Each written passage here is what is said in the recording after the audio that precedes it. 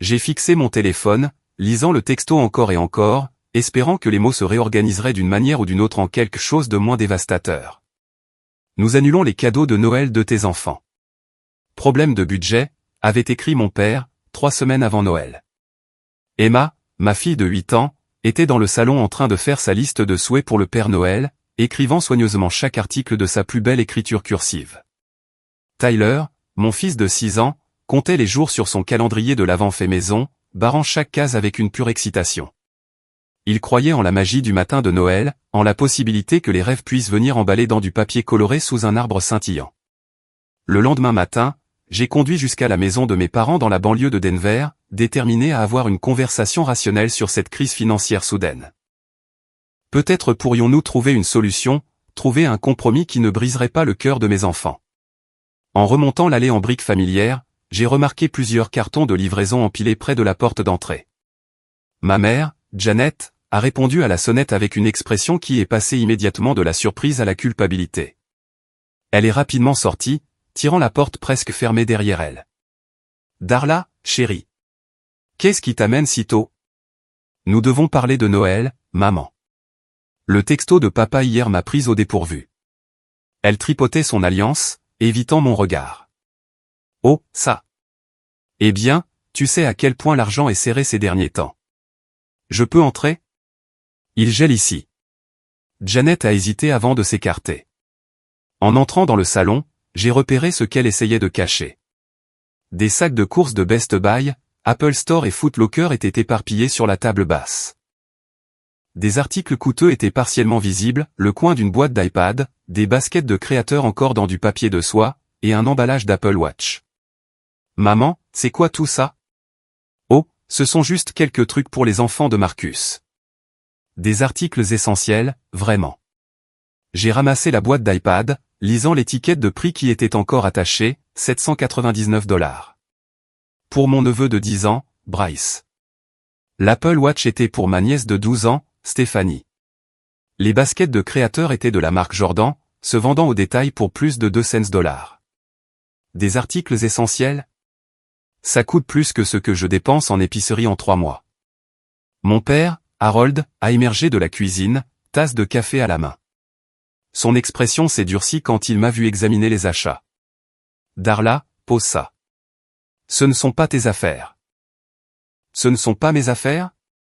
Vous venez d'annuler Noël pour mes enfants à cause de problèmes de budget, mais vous pouvez vous permettre de dépenser des milliers pour les enfants de Marcus ? Harold a posé sa tasse avec plus de force que nécessaire. La situation de Marcus est différente. Il a des difficultés financières avec son nouveau travail à Phoenix. Ses enfants ont besoin de ces choses pour l'école, pour s'intégrer avec leurs camarades. Et mes enfants ne comptent pas ? Ne sois pas dramatique. Tu es stable. Tu as ton travail au cabinet dentaire. Ton travail de traiteur le week-end. Tu n'as pas besoin de notre aide. L'injustice m'a frappé comme un coup physique. Je travaillais 2 emplois pour joindre les 2 bouts après mon divorce, faisant souvent des journées de 12 heures pour nous maintenir à flot. Mon ex-mari versait une pension alimentaire minimale, et je n'avais jamais demandé à mes parents rien de plus que leur amour et leur présence dans la vie de mes enfants. Quand avez-vous décidé qu'être responsable signifiait être puni ? Que travailler dur signifiait que mes enfants méritaient moins ? Janet se tordait les mains. Nous aimons tous nos petits-enfants également, mais Marcus traverse une adaptation si difficile.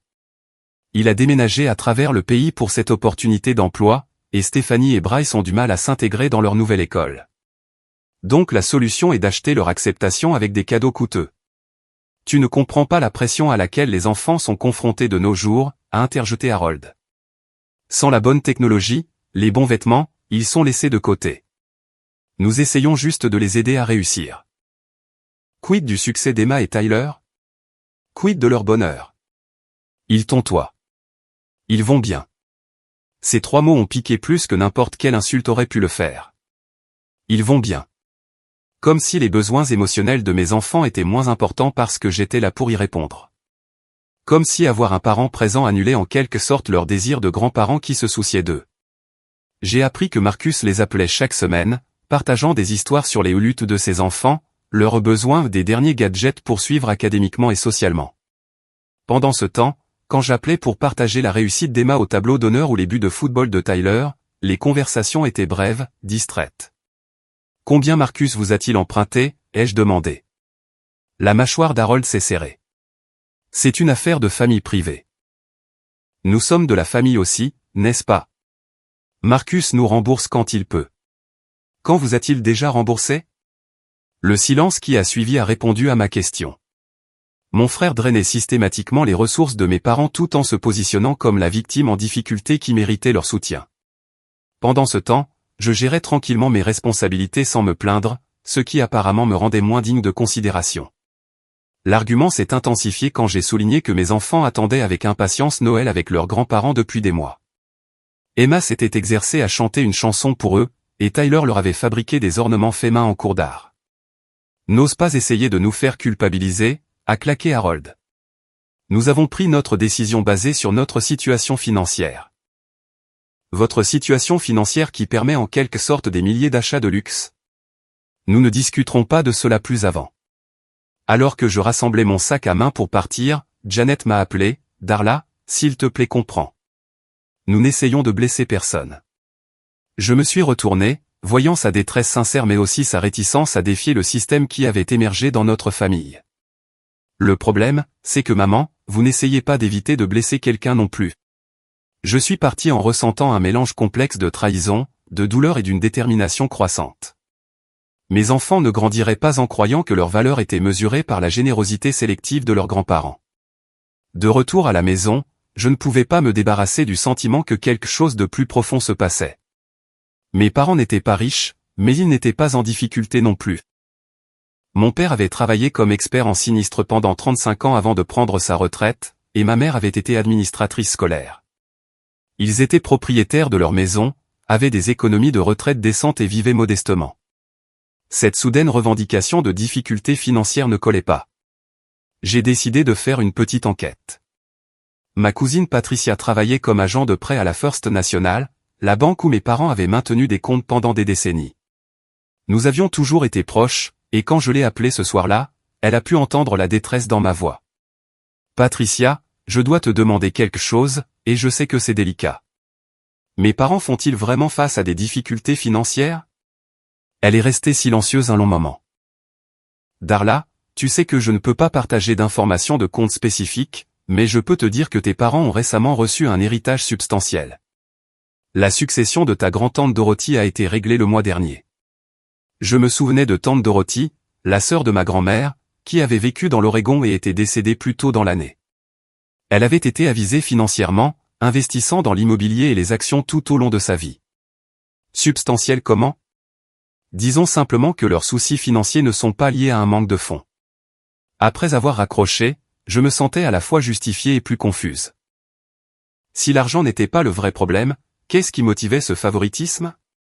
J'ai passé les quelques jours suivants à observer la dynamique de ma famille plus attentivement, prêtant attention aux conversations et aux publications sur les réseaux sociaux que j'avais précédemment ignorés. Ce que j'ai découvert m'a donné la nausée. Marcus menait une campagne calculée pour se positionner comme le membre de la famille ayant le plus besoin de soutien. Ses publications Facebook étaient des histoires larmoyantes soigneusement élaborées sur les défis du déménagement, les luttes pour aider ses enfants à s'adapter, la tension financière de recommencer dans une nouvelle ville. Il partageait des articles sur le développement de l'enfant, soulignant comment les possessions matérielles affectaient l'estime de soi et les performances scolaires des enfants. Pendant ce temps, son style de vie réel racontait une autre histoire. À travers le compte Instagram de sa femme Jennifer, j'ai vu des photos de dîners coûteux dans des restaurants haut de gamme de Phoenix, un SUV de luxe récemment acheté et des photos de vacances d'un voyage à Disney World il y a tout juste 2 mois. Ses prétentions de lutte financière étaient fabriquées. Mais la découverte la plus dommageable est venue d'une conversation que j'ai surprise quand je me suis arrêté chez mes parents pour récupérer des décorations de Noël que j'avais stockées dans leur garage. Ma mère était au téléphone avec Marcus, et je pouvais entendre sa voix à travers le haut-parleur. « Maman, je pense vraiment que tu dois arrêter de permettre l'indépendance de Darla, disait-il. Elle agit comme si elle n'avait pas besoin de soutien familial, mais ce n'est pas sain pour les enfants. Il manque l'apprentissage de la loyauté familiale parce qu'elle est si autosuffisante. Mais Darla travaille si dur, a répondu Janet. Elle ne demande jamais rien. Exactement, c'est le problème. Elle nous fait mal paraître par comparaison. Et honnêtement, Emma et Tyler ont l'air d'aller bien. Ils ne luttent pas comme Stephanie et Bryce. Votre argent ferait une plus grande différence là où il est vraiment nécessaire. Je suis resté figé dans le garage, écoutant mon frère saper systématiquement ma relation avec nos parents tout en positionnant mon autonomie comme un défaut de caractère plutôt qu'une force. Quid des cadeaux de Noël pour Emma et Tyler? A demandé Janet. Maman, ils comprendront. Darla gagne un salaire décent entre ses emplois. Elle peut gérer Noël toute seule. En plus, ça leur apprendra à ne pas dépendre de la charité. La conversation a continué, mais j'en avais assez entendu. Marcus ne recevait pas seulement un traitement préférentiel. Il travaillait activement pour s'assurer que cela continue en me discréditant moi et mes enfants. Ce soir-là, après qu'Emma et Tyler se soient couchés, je me suis assise à ma table de cuisine et j'ai pris une décision. Je ne confronterai pas mes parents à nouveau ni n'essaierai de changer leur avis. Au lieu de cela, je montrerai à mes enfants que leur valeur n'était pas déterminée par la reconnaissance ou le soutien de quelqu'un d'autre. J'ai commencé à rechercher des alternatives pour Noël, cherchant des moyens de créer des souvenirs magiques sans cadeaux coûteux. C'est là que j'ai trouvé l'annonce de location de vacances à Aspen. Sarah Chen, une cliente de mon entreprise de traiteur, possédait une propriété en montagne qu'elle louait pendant la saison de ski. Quand j'avais assuré le service traiteur pour la fête de remise de diplôme de sa fille, nous avions parlé de voyage en famille, et elle avait mentionné le chalet du Colorado. J'ai appelé Sarah ce soir-là, expliquant ma situation sans entrer dans trop de détails sur le drame familial. Je cherche une expérience de Noël spéciale pour mes enfants. Quelque chose dont ils se souviendront pour toujours. Oh, Darla, j'ai la solution parfaite. Ma propriété d'Aspen est disponible la semaine de Noël. Les locataires d'origine ont dû annuler, et j'essayais de trouver une famille qui l'apprécierait vraiment. Je peux t'offrir une réduction significative. Les chiffres ont mieux fonctionné que je ne l'avais espéré. Avec l'argent que j'avais économisé pour les cadeaux de Noël, plus quelques quarts supplémentaires que je pouvais prendre en assurant le service traiteur de fête de fin d'année, je pouvais me permettre une semaine à Aspen avec assez de reste pour des leçons de ski et des activités de montagne. Mais plus que de simplement planifier des vacances, je planifiais une déclaration. Je documenterai chaque moment de la joie de mes enfants, leur émerveillement devant les montagnes, leur excitation pour de nouvelles aventures. Je leur montrerai que l'amour crée des opportunités, que la créativité et la détermination comptent plus que l'approbation de quiconque. En m'endormant ce soir-là, j'ai ressenti quelque chose que je n'avais pas éprouvé depuis des mois, l'anticipation. Noël n'était pas annulé pour mes enfants. Il ne faisait que commencer. Les semaines précédant Noël sont devenues un équilibre délicat entre le secret et la préparation. J'ai travaillé sur des événements traiteurs supplémentaires, y compris une fête d'entreprise et 3 dîners privés, gagnant assez pour améliorer notre expérience à Aspen au-delà de l'hébergement de base. Emma et Tyler ont remarqué mon regain d'énergie mais l'ont attribué à l'excitation habituelle de Noël. Le matin de Noël, après qu'ils eurent ouvert leurs modestes cadeaux à la maison, quelques livres et petits jouets qui ont rempli notre salon d'un bonheur sincère, je les ai fait asseoir pour l'annonce surprise. Emballez vos vêtements d'hiver, leur ai-je dit, à peine capable de contenir ma propre excitation. Nous partons à l'aventure. Le trajet jusqu'à Aspen a été rempli de leurs questions et d'une anticipation grandissante. Quand nous sommes arrivés à la propriété de montagne de Sarah, une belle maison à ossature bois surplombant des pics enneigés, les 2 enfants ont pressé leur visage contre les vitres de la voiture avec émerveillement. « Maman, c'est vraiment là qu'on reste » a chuchoté Emma. Pour toute la semaine, ai-je confirmé, regardant la bouche de Tyler s'ouvrir. La maison a dépassé toutes les attentes. Des fenêtres du sol au plafond mettaient en valeur les vues sur la montagne, une cheminée en pierre dominait le salon, et la cuisine était équipée pour la cuisine gastronomique. À l'étage, Emma et Tyler avaient chacun leur propre chambre avec vue sur les pistes de ski. Notre première journée a inclus des leçons de ski professionnelles à Buttermilk Mountain. Les 2 enfants étaient des athlètes naturels, et l'après-midi, ils naviguaient sur les pistes débutantes avec une confiance croissante.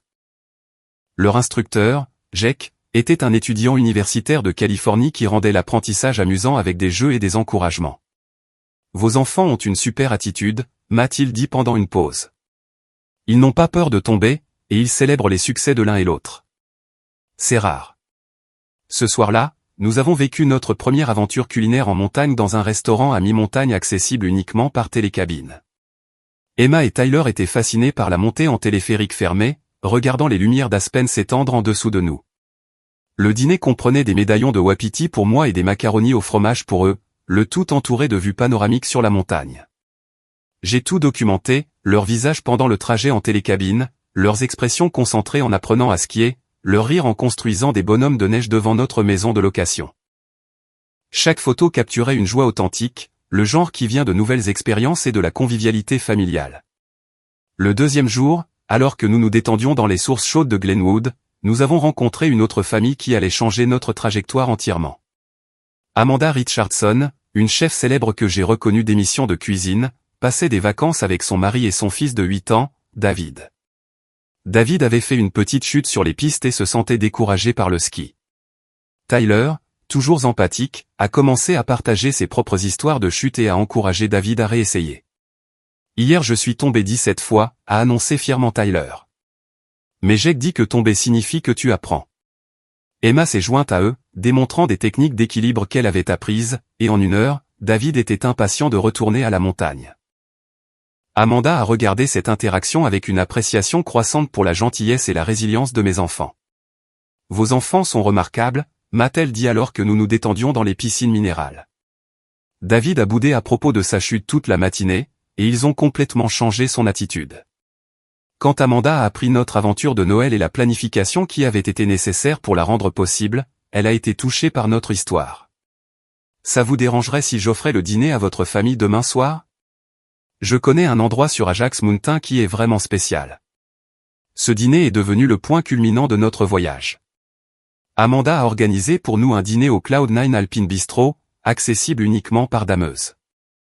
La montée en montagne dans le véhicule massif a ravi les enfants, et le restaurant lui-même ressemblait à un décor de conte de fées, perché parmi les pics enneigés. Pendant le dîner, Amanda a partagé des histoires de ses voyages culinaires, et les enfants étaient suspendus à ses lèvres. Quand elle a proposé de les laisser aider à une démonstration de cuisine qu'elle filmait le lendemain, ils pouvaient à peine contenir leur excitation. Vous créez des souvenirs incroyables pour eux, m'a dit doucement Amanda pendant que les enfants jouaient dans la zone d'observation du restaurant. Ils se souviendront de ce voyage pour toujours, mais plus important encore, ils se souviendront à quel point vous les avez fait se sentir spéciaux. Ces mots m'ont mis les larmes aux yeux. Ce voyage ne consistait pas seulement à échapper au drame familial, il s'agissait de montrer à Emma et Tyler qu'ils étaient dignes d'expériences extraordinaires. La démonstration de cuisine est devenue une autre expérience magique. Amanda filmait du contenu pour son émission de voyage, et elle a présenté Emma et Tyler comme chefs juniors invités, leur apprenant à préparer des plats inspirés du Colorado pendant que les caméras tournaient. Ils portaient des toques et des tabliers de chefs professionnels, se concentrant sérieusement sur leurs compétences au couteau et leurs techniques d'assaisonnement. Ce sont mes nouveaux sous-chefs, a annoncé Amanda à son équipe de production. Ils sont doués en cuisine. Au fur et à mesure que la semaine avançait, les publications d'Amanda sur les réseaux sociaux mettant en vedette notre famille ont commencé à attirer une attention significative. Ses abonnés étaient charmés par l'enthousiasme d'Emma et Tyler et impressionnés par l'aventure que nous avions créée. Les commentaires affluaient, louant les mères célibataires qui privilégiaient les expériences aux possessions matérielles. Le dernier jour à Aspen, Amanda a insisté pour organiser une séance photo professionnelle avec un photographe spécialisé dans les portraits de famille en montagne. La séance a eu lieu à Maroon Bell, l'un des endroits les plus photographiés du Colorado, avec les pics jumeaux emblématiques se reflétant dans le lac alpin. Les photos résultantes étaient à couper le souffle, Emma et Tyler riant dans la neige, nous trois posant contre le décor montagneux, des clichés candides d'eux explorant le paysage hivernal. Ce n'était pas juste des photos de vacances, c'était une documentation artistique d'une aventure familiale parfaite. Alors que nous faisions nos bagages pour quitter Aspen, j'ai ressenti un profond sentiment d'accomplissement. Mes enfants avaient fait l'expérience de l'émerveillement, de l'aventure et du luxe que la plupart des adultes ne rencontrent jamais. Ils avaient appris à skier, s'étaient fait de nouveaux amis, avaient goûté à la cuisine gastronomique et découvert que le monde était plein de possibilités. Plus important encore, ils avaient appris que leur mère déplacerait des montagnes pour assurer leur bonheur, et que l'amour exprimé par la créativité et la détermination était plus précieux que n'importe quel cadeau acheté en magasin. Sur le trajet du retour vers Denver, Emma s'est endormie en serrant son certificat de chef junior d'Amanda, tandis que Tyler organisait soigneusement les photos de notre séance professionnelle. Ils avaient déjà commencé à planifier ce qu'ils raconteraient à leurs amis à l'école sur leur aventure de Noël. J'avais hâte de partager nos expériences avec le monde, de montrer à tous que les problèmes de budget n'avaient pas à limiter les rêves, seulement la créativité. De retour à Denver, j'ai passé le jour de l'an à sélectionner et éditer soigneusement les photos de notre aventure à Aspen.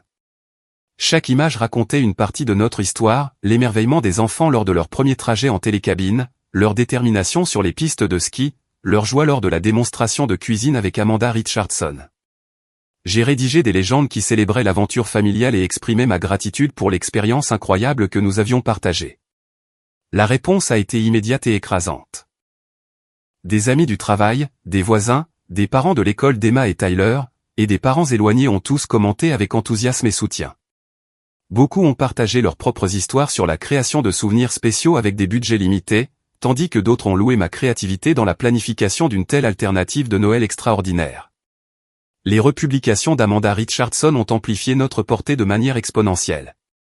Ses 3 millions d'abonnés ont vu nos aventures en montagne, et sa légende sur les mères célibataires inspirantes qui privilégient les expériences aux attentes a résonné auprès de milliers de personnes. Les commentaires ont afflué d'étrangers du monde entier partageant leurs propres histoires de surmonter les défis familiaux et de créer de la magie pour leurs enfants. Mais alors est venu le commentaire qui a tout changé. Ma nièce de 12 ans, Stéphanie, faisant défiler les réseaux sociaux sur son nouvel iPad, a découvert les publications virales mettant en vedette notre voyage à Aspen.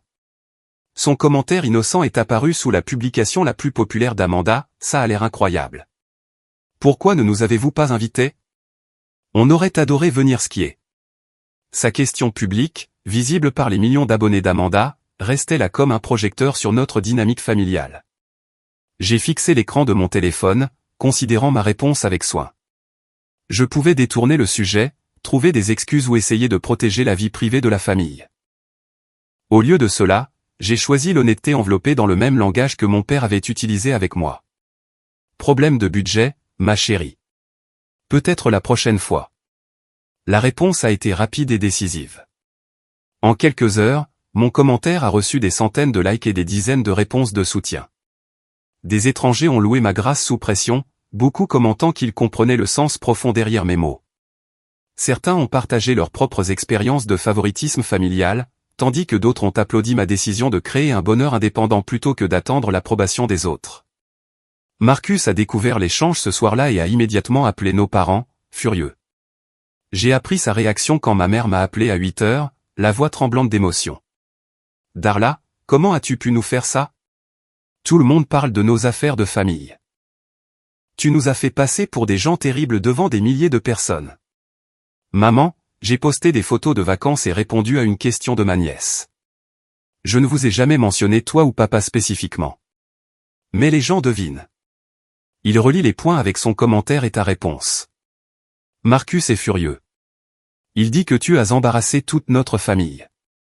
Et comment exactement vous ai-je embarrassé? Il y eut une longue pause.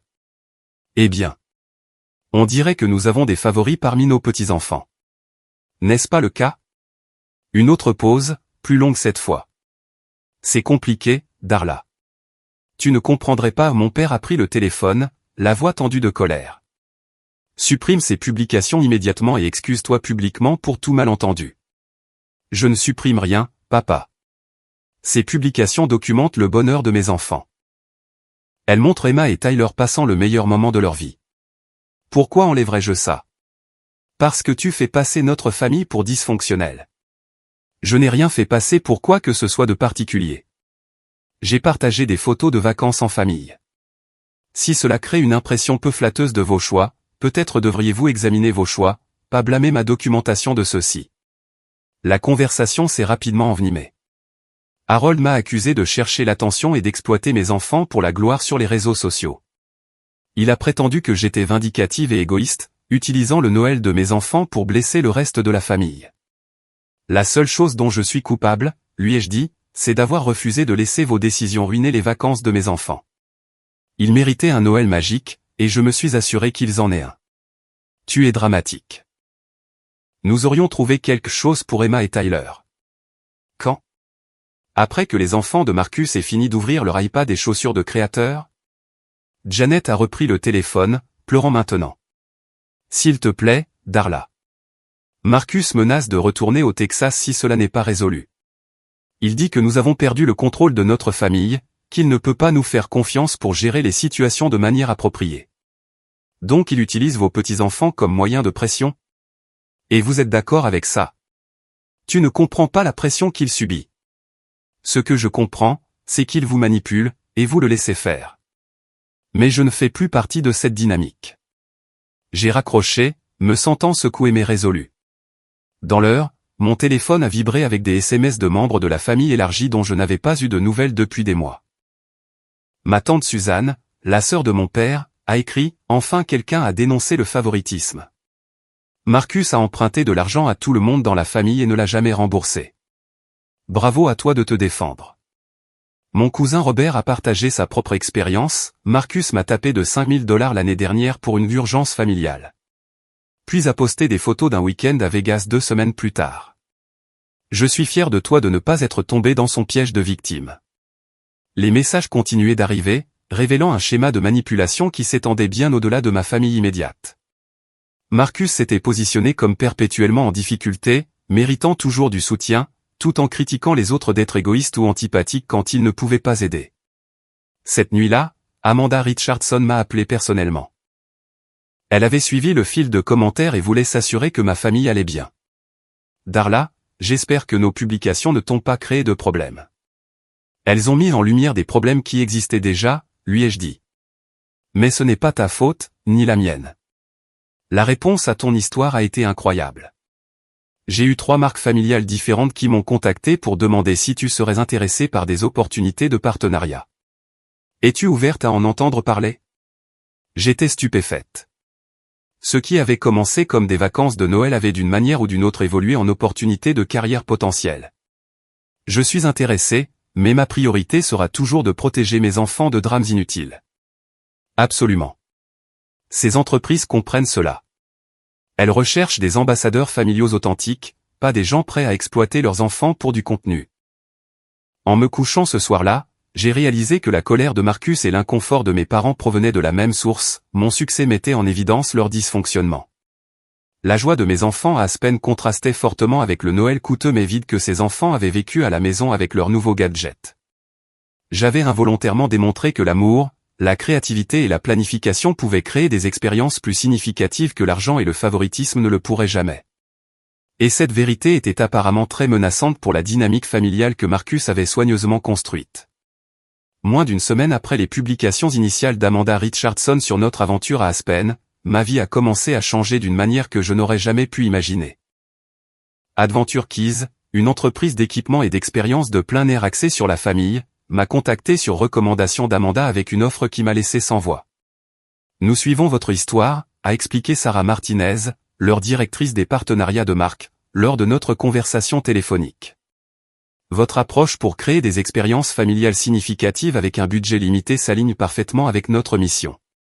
Nous aimerions discuter d'un partenariat d'ambassadeur de marque. Les détails étaient extraordinaires. Adventure Keys voulait présenter ma famille dans leur campagne nationale promouvant des aventures en plein air accessibles à tous les milieux économiques. Le contrat comprenait une prime à la signature de $25 000, une rémunération mensuelle de $3 000 et des points de pourcentage sur les ventes des produits que nous promouvions. Plus important encore, ils établiraient des fonds pour l'université pour Emma et Tyler, contribuant $500 par mois jusqu'à ce qu'ils atteignent 18 ans. Il s'agit de narration authentique, a expliqué Sarah. Nous ne recherchons pas des familles parfaites avec des budgets illimités. Nous voulons montrer de vraies personnes créant des souvenirs extraordinaires grâce à la créativité et la détermination. Simultanément, le Mountain Family Magazine m'a contacté pour présenter notre histoire dans leur prochain numéro sur les parents ingénieux qui refusent de laisser les circonstances limiter les rêves. Le processus d'entrevue a révélé à quel point notre parcours avait résonné auprès de leur lectorat. Votre histoire représente quelque chose de puissant, a expliqué le journaliste Michael Thompson lors de notre entrevue.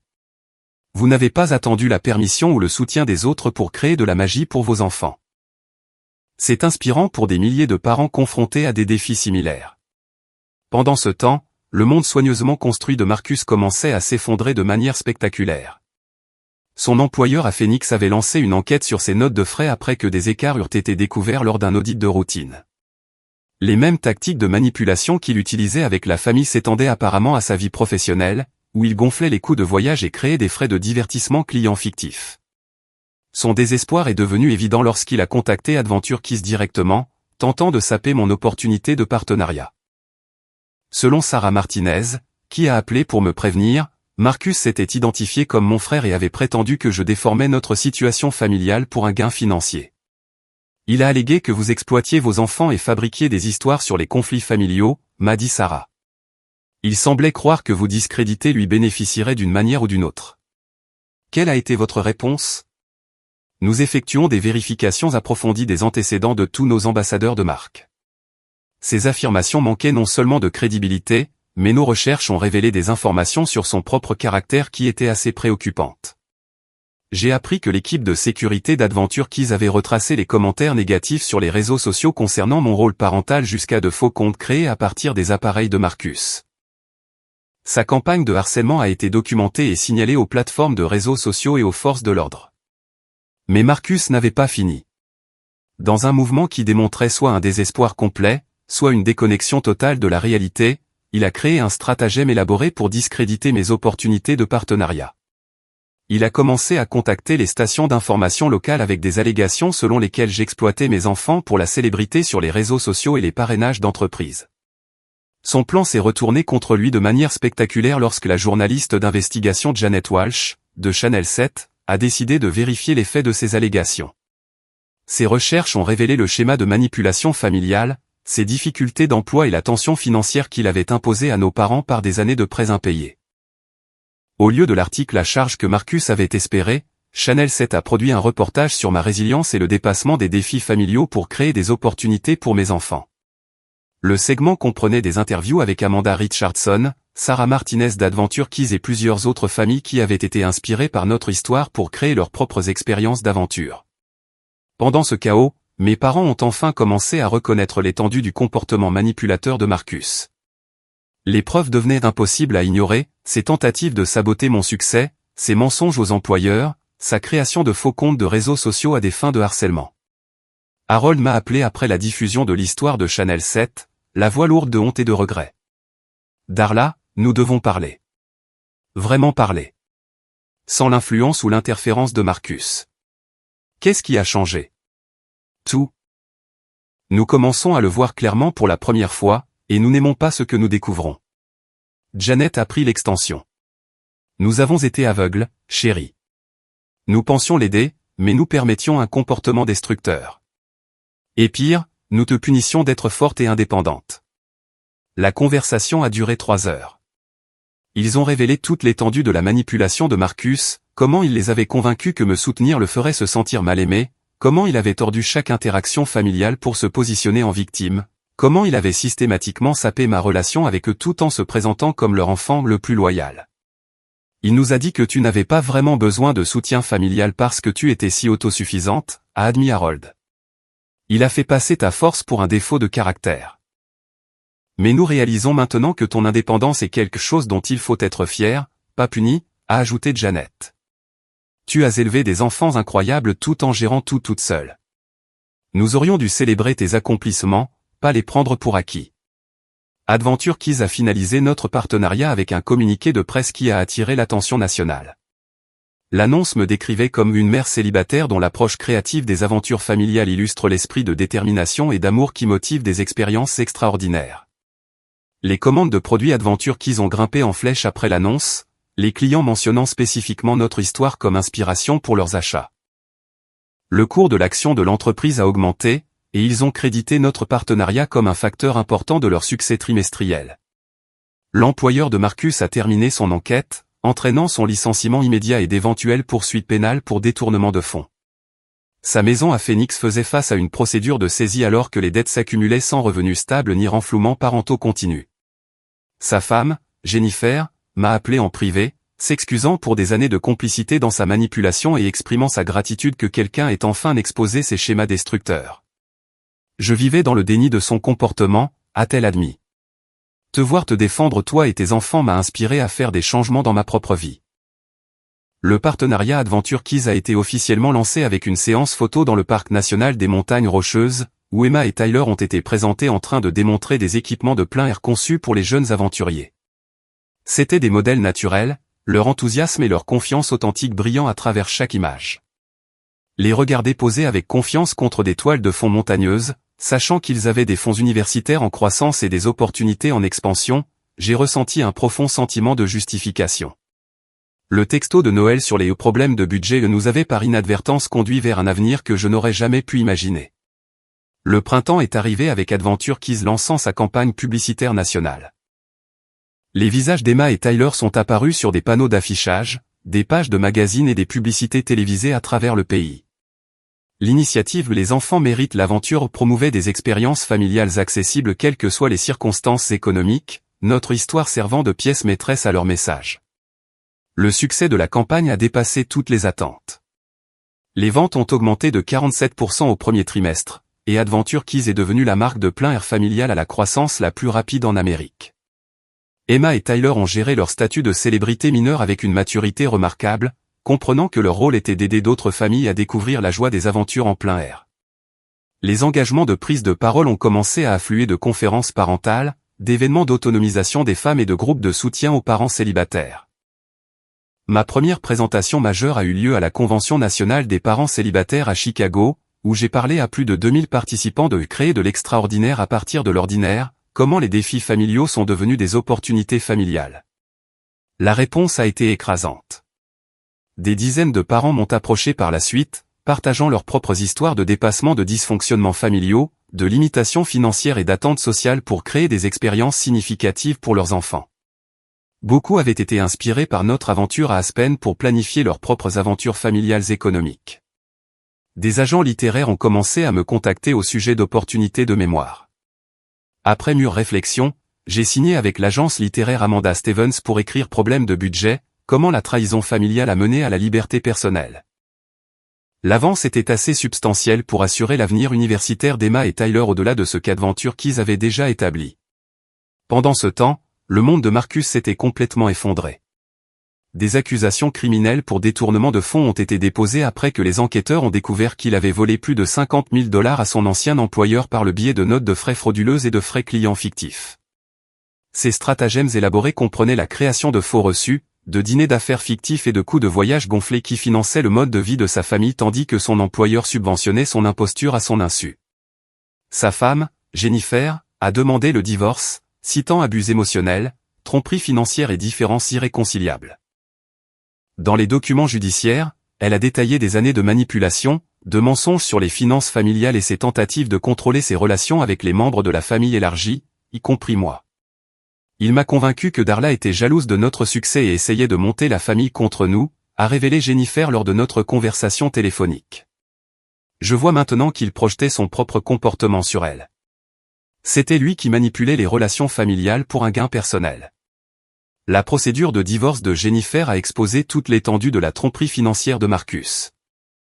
La découverte financière ordonnée par le tribunal a révélé des dettes de cartes de crédit cachées, des prêts impayés de plusieurs membres de la famille et un schéma de vie au-dessus de ses moyens tout en prétendant la pauvreté pour justifier la recherche de soutien auprès des autres. La révélation la plus dommageable est venue lorsque les enquêteurs ont trouvé des SMS entre Marcus et nos parents, où il élaborait explicitement une stratégie pour limiter leur soutien financier à mes enfants afin de s'assurer que plus de ressources restent disponibles pour sa famille. Si tu continues d'aider Darla, elle n'appréciera jamais ce que tu fais pour mes enfants, lisez un message. Parfois, les gens ont besoin de lutter un peu pour comprendre la valeur du soutien familial. Un autre message était encore plus manipulateur, Emma et Tyler vont bien parce que Darla les gâte. Mes enfants ont vraiment besoin de votre aide pour réussir. Harold et Janet ont été dévastés lorsque les procureurs ont partagé ces communications au cours de l'enquête. Ils ont réalisé qu'ils avaient été habilement manipulés pendant des années, Marcus sapant systématiquement leur relation avec moi et mes enfants tout en se positionnant comme leur enfant le plus méritant. Mes parents ont demandé une réunion pour discuter de la reconstruction de notre relation, mais j'ai insisté sur la thérapie familiale comme condition préalable. Nous avons commencé des séances hebdomadaires avec le docteur Patricia Williams, une spécialiste des dysfonctionnements familiaux et des dynamiques de manipulation. Les séances de thérapie ont été douloureuses mais productives. Harold et Janet ont dû affronter des années de comportements complaisants, de favoritisme et leur volonté de sacrifier le bien-être émotionnel de mes enfants pour apaiser les demandes de Marcus. Ils ont travaillé dur pour comprendre comment leurs actions avaient affecté Emma, Tyler et moi. Nous pensions aider un enfant en difficulté, a expliqué Harold lors d'une séance. Nous n'avons pas réalisé que nous permettions à un manipulateur adulte d'agir tout en punissant notre fille responsable. Janet a ajouté, nous avons pris ta force pour acquise. Nous avons supposé que tu n'avais pas besoin de notre soutien parce que tu gérais tout si bien. Nous n'avons pas considéré que peut-être tu gérais tout bien malgré l'absence de notre soutien, pas parce que tu n'en avais pas besoin. Le docteur Williams a aidé à établir des limites claires pour reconstruire notre relation. Mes parents démontreraient leur engagement par des actions cohérentes au fil du temps, pas par de grands gestes ou des cadeaux coûteux. Ils respecteraient mes décisions concernant les activités et les horaires de mes enfants sans culpabilité ni manipulation. Plus important encore, ils n'utiliseraient plus jamais leur soutien comme levier dans les conflits familiaux. Dans le cadre de leur engagement à changer, Harold et Janet ont établi des fonds universitaires substantiels pour Emma et Tyler, contribuant des montants mensuels qui correspondaient à ce qu'ils avaient précédemment donné à Marcus. Cependant, ces contributions venaient sans condition et sans attente que leur soutien influencerait mes décisions parentales. Marcus a reçu une peine de prison de 18 mois pour détournement de fonds et fraude. Lors de son audience de détermination de la peine, plusieurs victimes ont témoigné de ces tactiques de manipulation et des dommages financiers qu'il avait causés. Nos parents ont assisté à l'audience, le voyant enfin clairement sans les filtres du déni et de l'amour complaisant. Jennifer a réussi à reconstruire sa vie, poursuivant un diplôme d'infirmière tout en maintenant la garde principale de Stephanie et Bryce. Elle a développé une véritable amitié avec moi basée sur le respect mutuel et l'expérience partagée de reconnaître et d'échapper à la manipulation de Marcus.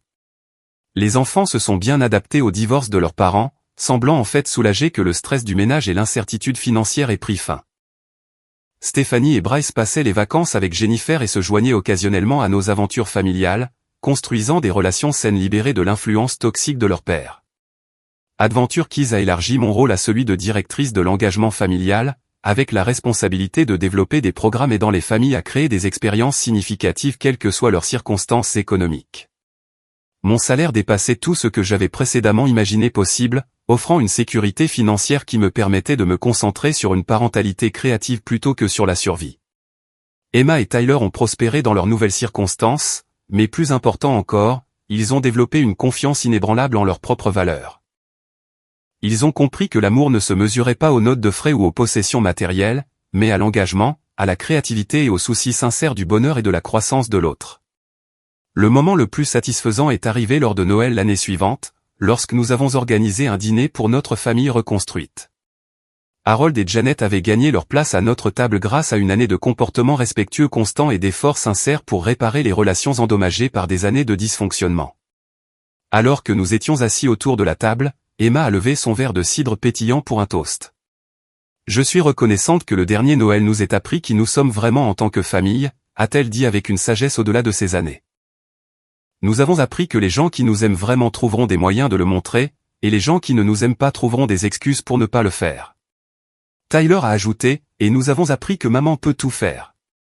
Même rendre Noël incroyable quand d'autres personnes essaient de le gâcher. Les yeux d'Harold se sont remplis de larmes en regardant ses petits-enfants, comprenant enfin ce que ses choix avaient failli lui coûter. Je suis reconnaissant, a-t-il dit doucement, que votre mère soit assez forte pour nous pardonner, et assez sage pour nous le faire mériter. 18 mois après ce texto de Noël dévastateur, je me tenais sur une scène au centre de convention de Denver, m'adressant à 5000 participants au sommet de la résilience familiale. Derrière moi, un écran géant affichait des photos de notre aventure à Aspen, les visages joyeux d'Emma et Tyler sur les pistes de ski, nos portraits de famille contre des toiles de fond montagneuses, et des clichés candides d'eux apprenant à cuisiner avec Amanda Richardson. Problème de budget, ai-je dit au public, est devenu le catalyseur pour découvrir la véritable richesse de notre famille, notre capacité à créer de la joie ensemble, quelles que soient les circonstances extérieures. La réponse du public a été tonitruante. Au cours des 18 mois depuis que notre histoire était devenue virale, j'avais reçu des dizaines de milliers de messages de familles qui avaient trouvé le courage de briser des schémas toxiques, de prioriser le bien-être émotionnel de leurs enfants sur les attentes des autres, et de créer leur propre définition du succès et du bonheur. Mon mémoire avait débuté au numéro 3 sur la liste des best-sellers du New York Times, les lecteurs louant son exploration honnête de la manipulation familiale et le courage requis pour choisir le bonheur indépendant plutôt que la misère dépendante. Des éditeurs étrangers avaient acheté les droits de traduction pour 12 pays, diffusant notre message de résilience et de parentalité créative à l'échelle mondiale. Adventure Keys était devenue la marque de plein air familial leader en Amérique du Nord, avec leur campagne Les enfants méritent l'aventure créditée comme l'une des initiatives marketing les plus réussies de l'histoire de l'industrie. Les fonds universitaires d'Emma et Tyler avaient grandi au-delà de tout ce que j'avais rêvé possible, assurant qu'ils auraient des opportunités de poursuivre leur passion sans contrainte financière. Mais la transformation la plus significative concernait nos relations familiales. Harold et Janet avaient terminé 2 ans de thérapie et démontré un véritable changement par un comportement constant et respectueux. Ils avaient appris à célébrer mon indépendance plutôt que de la prendre pour acquise, à soutenir mes décisions sans tenter de les contrôler, et à montrer de l'amour par des encouragements plutôt que par la manipulation matérielle.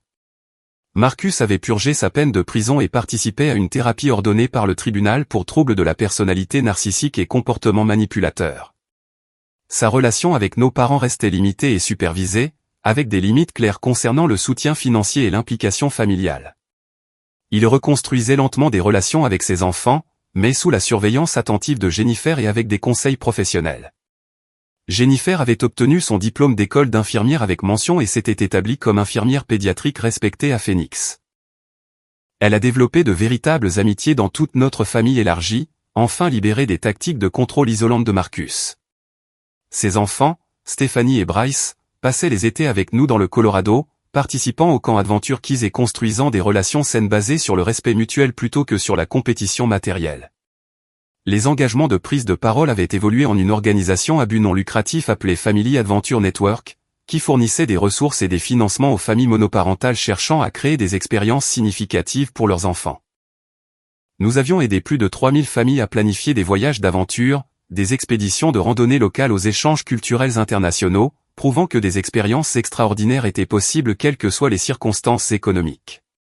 Emma, maintenant âgée de 10 ans, avait découvert une passion pour les sciences de l'environnement grâce à nos aventures en plein air et prévoyait déjà d'étudier la biologie marine à l'université.